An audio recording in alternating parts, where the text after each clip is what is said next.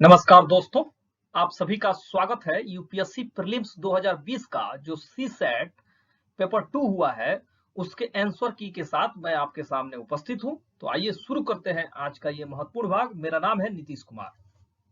पहला प्रश्न है योग। यहाँ पे आप देख रहे हैं गुणा का चिन्ह दिया हुआ है। में प्रतीक चिन्ह गुणा किस अंक को दर्शाता है?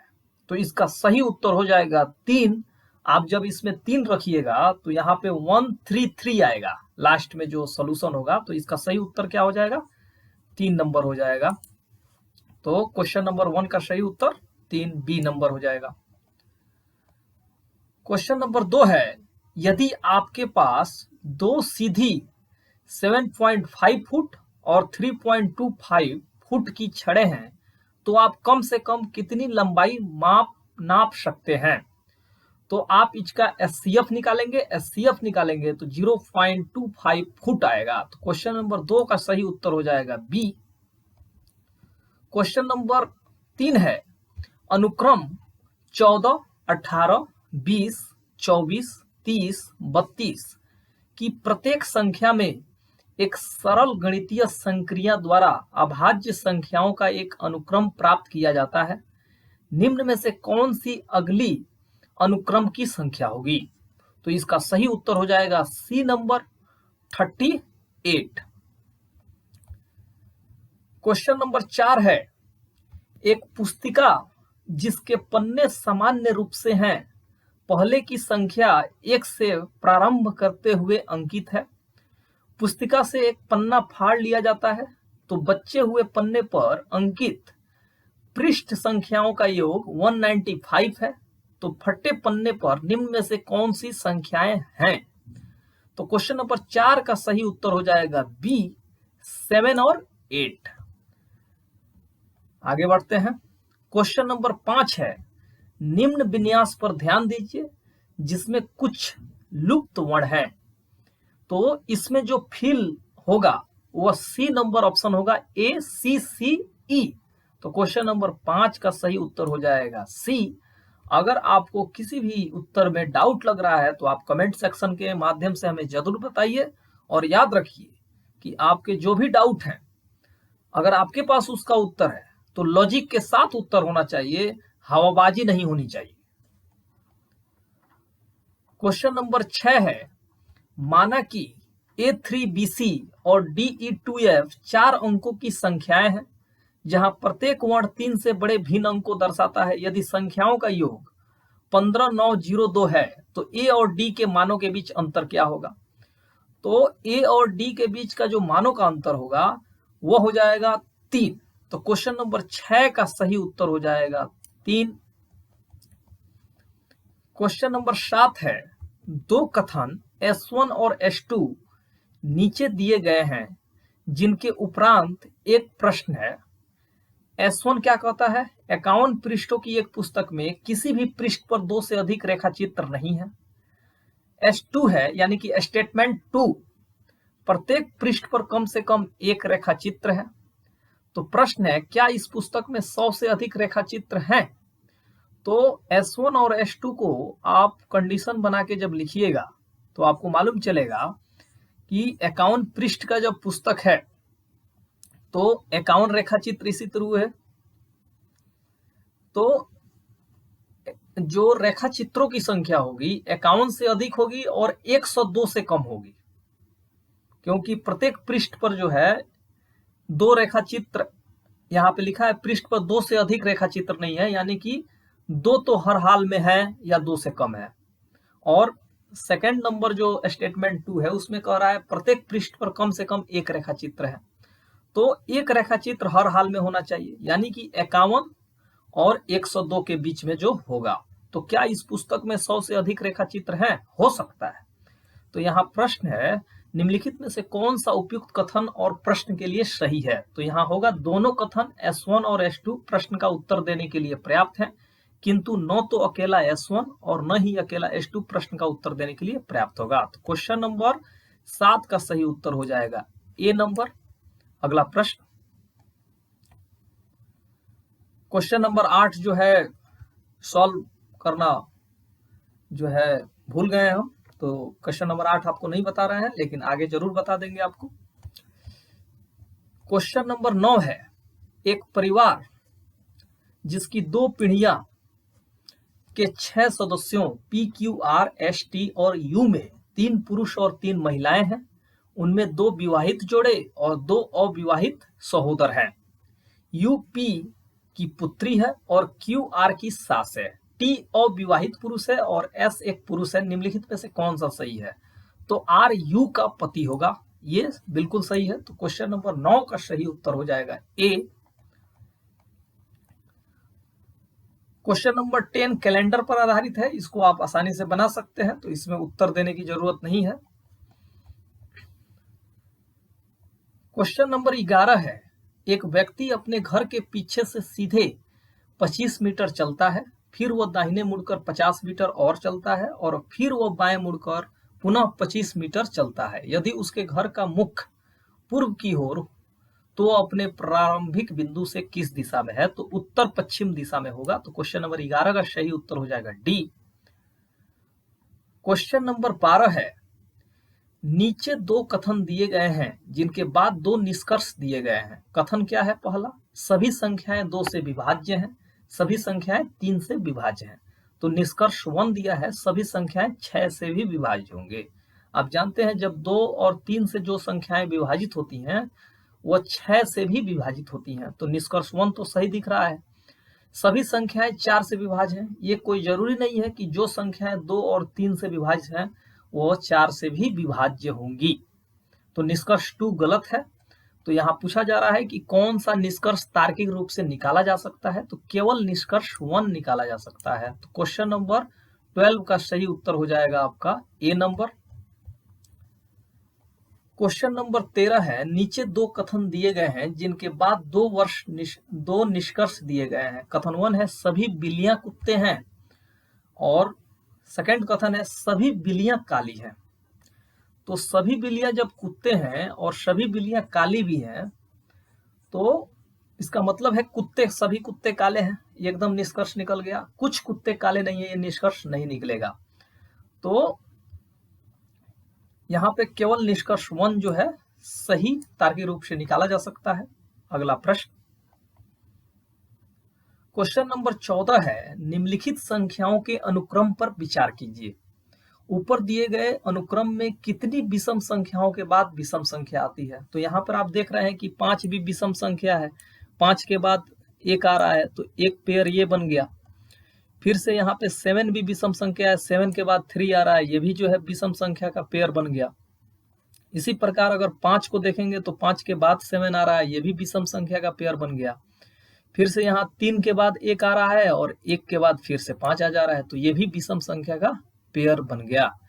तो ऊपर लिखे हुए अनुक्रम में कितनी विषम संख्याओं के बाद विषम संख्या आती है? इसका सही उत्तर हो जाएगा ए, 5 बार। क्वेश्चन नंबर 15 है, लड़कों की एक पंक्ति में ए बाएं छोर से 16वें स्थान पर और बी दाएं छोर से 18वें स्थान पर है। जी ए के दाईं ओर 11वें और बी से तीसरे स्थान पर दाहिने छोर की ओर है। तो पंक्ति में कितने लड़के हैं? तो 15वां का सही उत्तर हो जाएगा डी। अब पर्याप्त आंकड़ों के कारण निर्धारित नहीं किया जा सकता। क्वेश्चन नंबर 16 है, 3 कथन S1, S2, S3 नीचे दिए गए हैं जिसके उपरांत एक प्रश्न है। S1 है C D से छोटा है पर A और B से बड़ा है। S2 है D सबसे बड़ा है और S3 है A B से बड़ा है। प्रश्न है A, B, C और D में सबसे छोटा कौन सा है? तो निम्नलिखित में से कौन सा ऊपर लिखे हुए कथनों और प्रश्न के संदर्भ में सही है?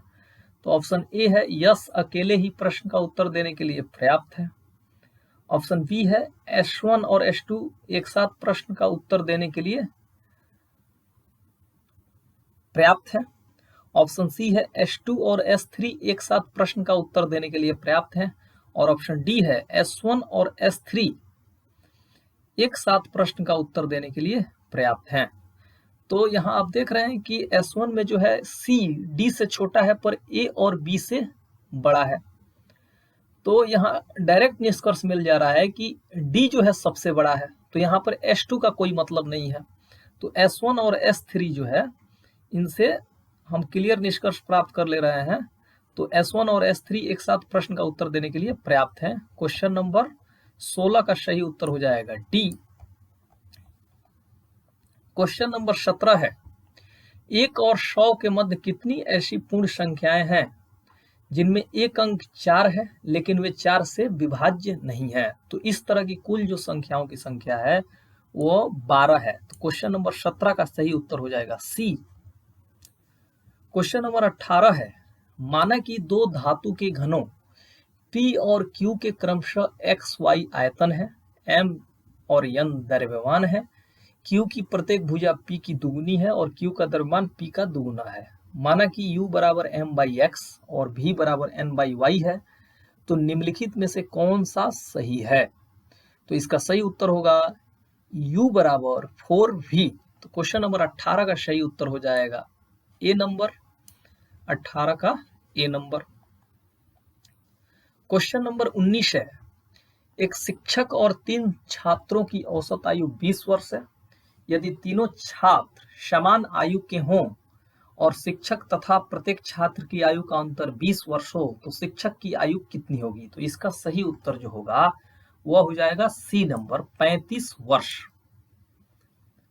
क्वेश्चन नंबर 20 है, एक व्यक्ति ने एक कार खरीदी और 3 लाख में बेच दी। यदि उसे 20% की हानि उठानी पड़ी तो उसे कार खरीदने में कितने रुपए खर्च किए थे?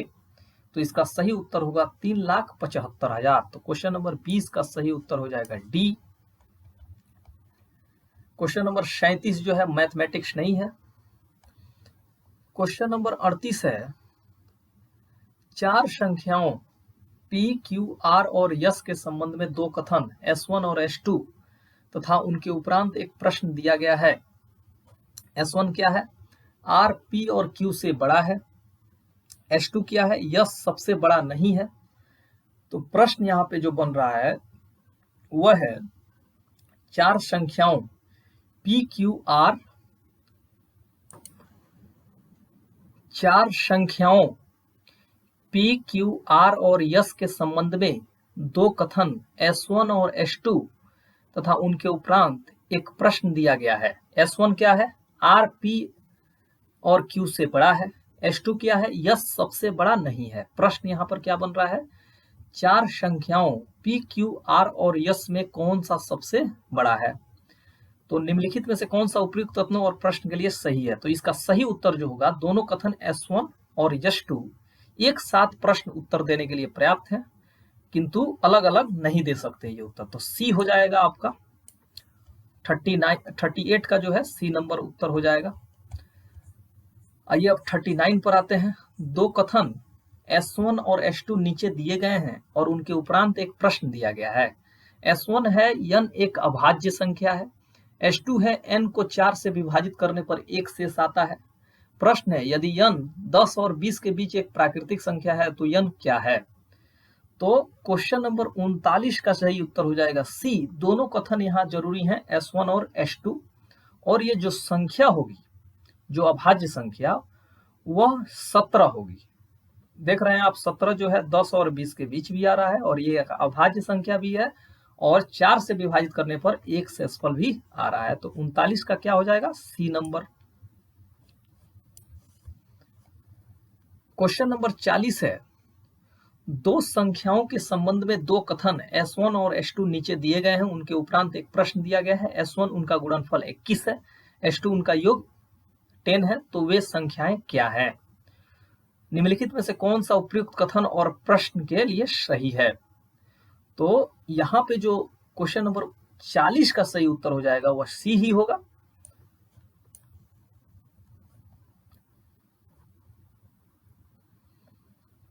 क्वेश्चन नंबर 41 है, अधिकतम लंबाई x क्या होगी जिससे कि 3:1/2 मीटर और 8:3/8 × 3/4 मीटर x के पूर्णांक गुणज है? तो ऑप्शन 1 है 1 सही 1/2 मीटर, ऑप्शन बी है 1 सही 1/3 मीटर, ऑप्शन सी है 1 सही 1/4 मीटर, ऑप्शन डी है 1 सही 3/4 मीटर। तो ये प्रश्न बहुत सिंपल है, आपको बस इतना ये करना है कि 3 सही 1/2 दिया है, 7/2 हो जाएगा इसका, 7/2, और 8 सही 3/4 जो दिया है वो हो जाएगा आपका 35/4, 35/4। अब आप क्या करना है, आपको भीनों का जो है एचसीएफ निकालना है। तो भीनों का एचसीएफ क्या होता है? तो भीनों का एचसीएफ निकालने के लिए आपको सबसे पहले जो है अंशों का एचसीएफ निकालना होता है। तो अंशों का 7 और 35 का जब एचसीएफ निकालिएगा तो 7 आएगा। क्या आएगा? 7। और 2 और 4 का जो है लसा निकालना होगा। तो 2 और 4 का लसा जो हो जाएगा 4 हो जाएगा। अब 4 से जो है आप जब 7 में डिवाइड करेंगे तो एक बार में जाएगा, तो 1 सही 3/4 हो जाएगा इसका सही उत्तर। तो क्वेश्चन नंबर 41 का सही उत्तर हो जाएगा डी नंबर। निम्न आंकड़ों पर विचार कीजिए।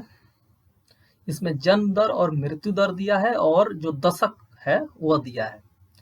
तो किस समयावधि में प्राकृतिक विकास दर अधिकतर थी? प्राकृतिक विकास दर का मतलब है कि जो जन्म दर और मृत्यु दर का अंतर। तो 1971-81 के बीच जो है प्रस्तुत आंकड़े में आपका विकास दर अधिकतम है। तो इसका सही उत्तर हो जाएगा डी नंबर।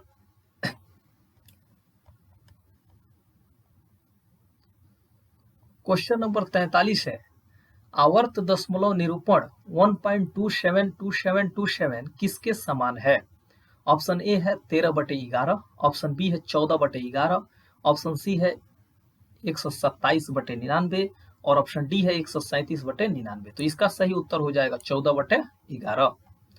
क्वेश्चन नंबर 44 है, 4 अंकों की सबसे छोटी संख्या कौन सी है जिसे 3, 4, 5 और 6 से विभाजित करने पर प्रत्येक बार 2 शेष बचता है?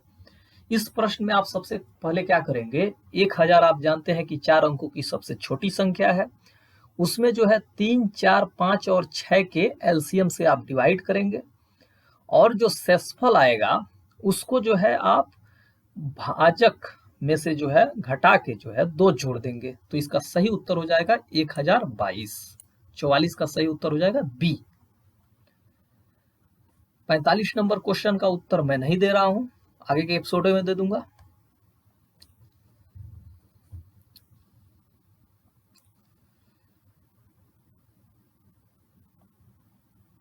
क्वेश्चन नंबर 49 है, एक कक्षा में 3 समूह ए, बी और सी हैं। यदि समूह ए से 1 विद्यार्थी और समूह बी से 2 विद्यार्थियों को समूह सी में स्थानांतरित किया जाता है तो कक्षा के विद्यार्थियों का औसत भार क्या होगा? आप देख रहे हैं कि एक ही कक्षा में विद्यार्थियों को इधर उधर किया जा रहा है, तो उससे कोई औसत भार में फर्क नहीं पड़ेगा, यानी कि वही रहेगा।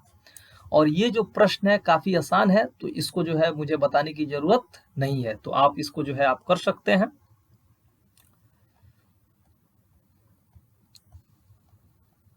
क्वेश्चन नंबर 48 देख लीजिए, n के किस मान के लिए संख्या 10n+1 में अंकों का योग 2 है? तो आप जानते हैं कि n पर पावर अगर 0 रख दिया जाए n की जगह पे तो 10 का पावर 0 हो जाएगा। जब किसी भी संख्या का पावर 0 होता है तो उसका मान क्या हो जाता है? 1। तो 1 + 1 = 2 हो जाएगा। तो केवल n बराबर 0 के लिए, तो 48 का सही उत्तर हो जाएगा ए। क्वेश्चन नंबर 50 है, मूल्य वर्गों 50, ₹100, ₹200, ₹500 और ₹2000 के साथ एक समय में कम से कम 3 मूल्य वर्गों को लेते हुए कितनी विभिन्न धनराशियां बनाई जा सकती हैं? आप इंटर में जो है परमुटेशन एंड कॉम्बिनेशन का चैप्टर पढ़े होंगे, उसी के माध्यम से ये बनेगा। तो 50 का सही उत्तर हो जाएगा डी 10। क्वेश्चन नंबर 51 मैंने नहीं बनाया है। क्वेश्चन नंबर 52 को देख लेते हैं, एक कार भी किलोमीटर प्रति आवर की औसत चाल से स्थान x स्थान से y स्थान तक यात्रा करती है। y से x तक ये जो सवाल है इसका सही उत्तर होगा v और 2v किलोमीटर/आवर के बीच रहती है। तो 52 का सही उत्तर हो जाएगा बी। निम्नलिखित कथनों पर विचार कीजिए। एक वर्ग और एक वृत्त के प्रतिच्छेदन की बिंदुओं की न्यूनतम संख्या 2 है। एक वर्ग और एक वृत्त के प्रतिच्छेदन के बिंदुओं की अधिकतम संख्या 8 है। उपयुक्त में से कौन सा कथन सही है? तो एक वर्ग और एक वृत्त के प्रतिच्छेदन के बिंदुओं की न्यूनतम संख्या 1 होती है। तो यहाँ पे जो है, यहाँ पे ये कंडीशन बनाया गया है कि एक वर्ग और एक वृत्त के प्रतिच्छेदन के बिंदुओं की न्यूनतम संख्या 2 है, हो सकती है, 2 कराई जा सकती है। एक वर्ग और एक वृत्त के प्रतिच्छेदन के बिंदुओं की अधिकतम संख्या 8 है, ये कथन बिल्कुल गलत है, 8 हो ही नहीं सकती है, तो केवल 1 जो है इसका सही है 53 नंबर 1 का। क्वेश्चन नंबर 54 है, एक व्यक्ति को धारा की उल्टी दिशा में जाने की अपेक्षा धारा की प्रवाह की दिशा में किस निश्चित दूरी को नाव द्वारा खेने में आधा समय लगता है? अचल पानी यानी कि शांत जल में चाल का धारा की चाल से अनुपात क्या होगा? तो इसका सही उत्तर होगा 3 संबंधे 1 का अनुपात आएगा आप जब सॉल्व करेंगे। क्वेश्चन नंबर 56 है, यदि भिनो 2/3, 3/4, 4/5 और 5/6 के अंश और हर दोनों में 5 जोड़ दिया जाता है तो निम्नलिखित में से किस एक के मान में न्यूनतम परिवर्तन आएगा? तो इसका सही उत्तर होगा 5/6 के मान में जो है न्यूनतम परिवर्तन आएगा। तो 56 का सही उत्तर हो जाएगा डी। क्वेश्चन नंबर 57 है, एक अंक n इज ग्रेटर देन 3 है, भाज्य है 3 से लेकिन 6 से भाज्य नहीं है, तो निम्नलिखित में कौन सा एक 4 से भाज्य है? तो यहाँ पे जो डी नंबर है ये हो जाएगा 3n + 1। क्वेश्चन नंबर 58 का सही उत्तर, यदि 1 लीटर पानी का भार 1 kg है तो कितने घन मिलीमीटर पानी का भार 0.1 ग्राम होगा? इसका सही उत्तर हो जाएगा 100 घन मिलीमीटर का। क्वेश्चन नंबर 59 है, पानी से भरे हुए बर्तन का भार 40 kg है, यदि वह 1/3 भरा हुआ है तो इसका भार 20 kg खाली हो जाता है, तो खाली बर्तन का भार क्या है? तो इसका सही उत्तर हो जाएगा ए 10 kg। क्वेश्चन 60 है, एक मेढक फिसलने वाली दीवारों वाले 4.5 मीटर गहरे एक सूखे कुएं से बाहर आने की कोशिश करता है। प्रत्येक बार मेढक 30 सेंटीमीटर खुदकता है और 15 सेंटीमीटर नीचे सरक जाता है। कुएं से बाहर आने के लिए मेढक के लिए जरूरी खुंदकन की संख्या क्या है? इसका सही उत्तर हो जाएगा 29। बहुत लोग इसका 30 उत्तर मारे हैं जो कि बिल्कुल गलत है। क्वेश्चन नंबर 67 मैंने नहीं बनाया है।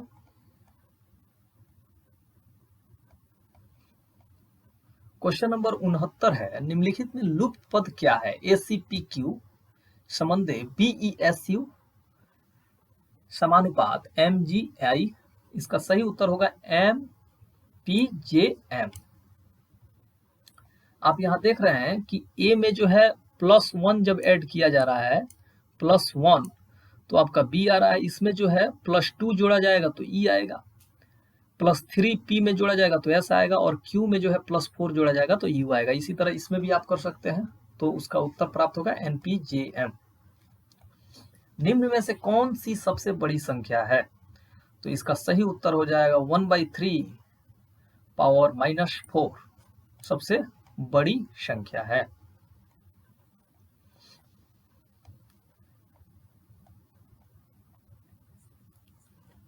क्वेश्चन नंबर 77 है, शब्द दिल्ली के सभी अक्षरों का प्रयोग करते हुए कितने विभिन्न 5 अक्षरी शब्द बनाए जा सकते हैं जबकि प्रत्येक शब्द डी के साथ शुरू होता है और आई के साथ शुरू होता है? इसका सही उत्तर हो जाएगा C 12। क्वेश्चन नंबर 79 है, एक बल्लेबाज का उसकी 50वीं पारी के बाद औसत स्कोर 46.4 था, 60वीं पारी के बाद उसका औसत स्कोर 2.6 बढ़ जाता है, पिछले 10 पारियों में उसका औसत स्कोर क्या था? तो पिछले 10 पारियों में उसका औसत स्कोर था 62। तो क्वेश्चन नंबर 79 का सही उत्तर हो जाएगा C। क्वेश्चन नंबर 80 है, चावल के प्रति किलो मूल्य में 25% की वृद्धि के परिणाम स्वरूप एक व्यक्ति 1200 में 6 किलो कम चावल खरीद पाता है, चावल का प्रति किलो प्रारंभिक मूल्य क्या था? तो इसका सही उत्तर हो जाएगा B 40। तो दोस्तों ये रहा CSET में जो मैथ से प्रश्न पूछे गए थे उनका हल। आगे के एपिसोडों में मैं अन्य जो प्रश्न पूछे गए थे CSET में उसका हल आपके सामने लाऊंगा। तब तक के लिए अपने दोस्त यानी नीतीश कुमार को दीजिए इजाजत। तब तक के लिए शुभ विदा, नमस्कार।